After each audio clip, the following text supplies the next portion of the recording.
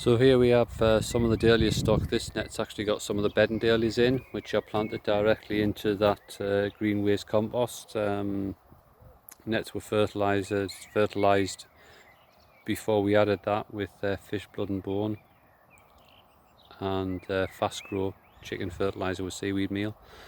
So that had quite a rich start, starting to grow away quite nicely.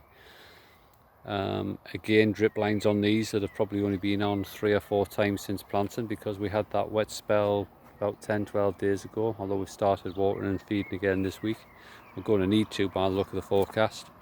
This is a bed of the giants, giant decks and large decks, which when planted was stopped at 2 to 3 pairs. We probably won't go around and thin them down anymore, we'll just leave them naturally, just to get a good show.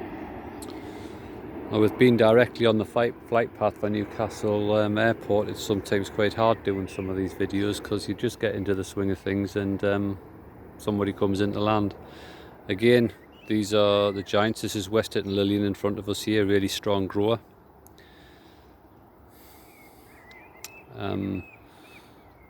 Certainly putting this mulch down has helped on the weed problem, in that we've had very few appearing. We have been over and just picked the odd 1 or 2 seedlings that were germinating throughout this week.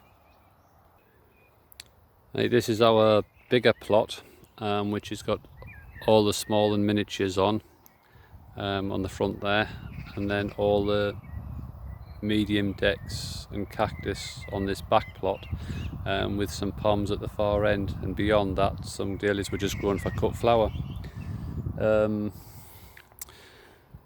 Trying to work out which mulching method has been the best.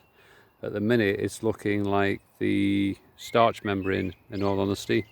At this stage of the season I don't think I've seen the dahlias looking so green and lush and healthy before.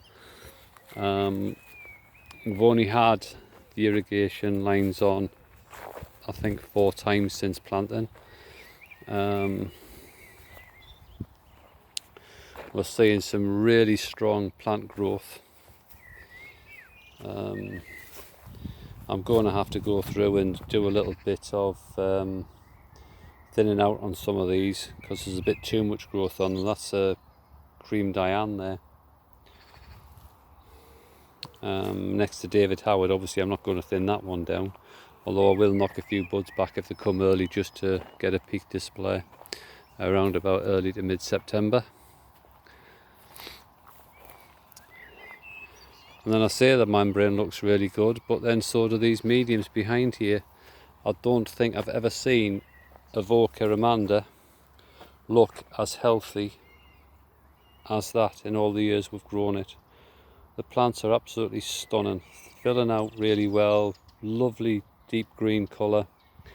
In fact, all the way down this bed, and I say this had 2 to 3 inches of an organic green waste on, past 100 certified, and the plants were planted directly into that, so they've had to root into the compost below, which was where the fertiliser had been incorporated. That's Hillcrest Delight there. But as we progress along the bed, I've got an issue, and it's not just the weeds in the pathway, which I've got to sort out. I mentioned that before. So I've got a couple of beds in the middle here where they don't seem to be doing as well, and all we can put it down to is exactly the same mulch that's on top, so it's not that, is that they've had a problem with it being far too wet underneath from the rain we had a couple of weeks ago, and when I stick my hand down 4 or 5 inches, it is claggy, it's horrible. So I am so glad we put 2 inches of mulch on, otherwise, because they've been planted into that as opposed to the soil below, which I think we might have lost a few. So hopefully with this spell they'll be picking up. There's certainly a lot more growth on them than there was this time like last week. I'll be obviously keeping a close eye on them, because as we progress along the bed Okay, yes, there's a couple in this block as well, but these are palms now, so they look a little bit thinner, but they are much greener, much more growth on them. And I've got Newland's Josephine here that I've never actually seen it look as good as that. Again, it's normally planted on one of the corners where the soil's a bit rough, but this year it's bang in the middle of our main field.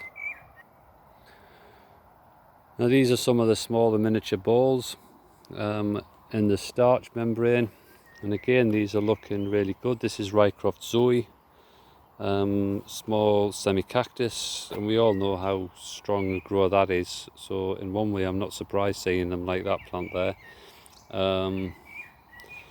But as I've said earlier, the plants at this stage look as good, if not better, than I've seen them any other year. Oh, and I wondered where I'd left my sun hat.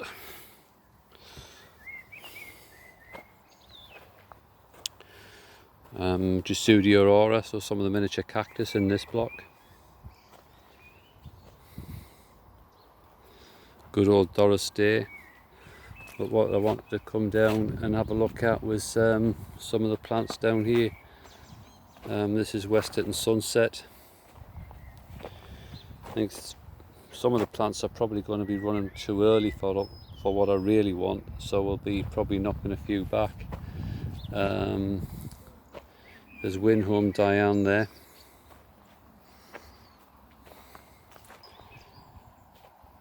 I've jumped across a bed because I really wanted to have a look at these Tracy Diane, which are coming away so strongly, and I must admit we struggled to find our own 20 plants to put in, although we did manage to supply everybody else's, but we were short.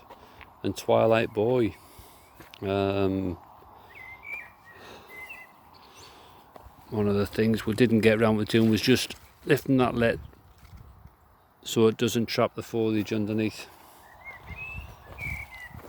Missed that when we were going round.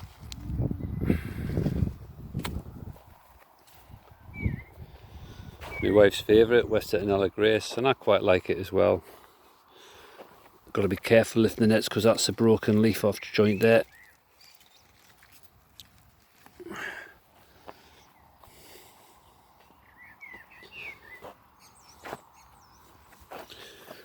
And Westerton Gatehouse. Though I'll say I'm really pleased with the way the plants has come in this year, apart from those ones in the row behind. Really good row straight behind, very very wet, water runs into it, and I think that's where our main problem lies. Right, these plants here have been specifically grown for cut flower and for some extra tuber stock should we need it. There were actually leftover mini plants, surplus to requirements, that were put in. I think we managed to get these in about the 18th, 19th of June. Some of them actually didn't go until the 20th of June, even the 21st. This bit of land can always be a little bit tricky for us. It's normally had chrysanthus on. This year we've got some 6 nets of dahlias in, planted a bit closer together, and that we're planting every square in each row rather than every other square. So spacing is, instead of being 16-inch centre to centre, this is 8 inches by 16s. So a few more plants, that'll hopefully produce some nice extra tubers should we need them, and hopefully plenty of surplus, hopefully not surplus, a few extra cut flower that we might need. But considering the sort of like leftover plants that were getting a little bit tough, they haven't done too badly in coming away there. And then we have a bit of an experiment here. A great big mound of green waste that we've been using on top of cardboard, ground rotavated loosely underneath, planted up 10 days ago, and you might already be getting the idea as to what this is going to be.